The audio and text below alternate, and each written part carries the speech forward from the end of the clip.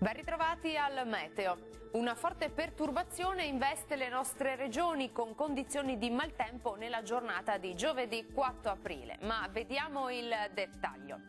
Sul Veneto sin dal mattino avremo rovesci e temporali diffusi, localmente anche forti e a carattere di nubifragio, in particolare sui settori centro-settentrionali della nostra regione.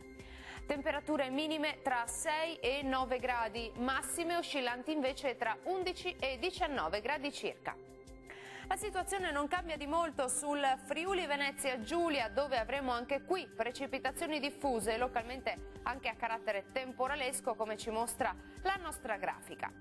Temperature minime tra 9 e 11 gradi, massime comprese invece tra 16 e 18 gradi circa. Maltempo anche sul Trentino Alto Adige, con piogge su tutti i settori e anche di moderata o forte intensità. Temperature minime sui 6 gradi, massime in calo, oscillanti tra gli 11 e i 12 gradi.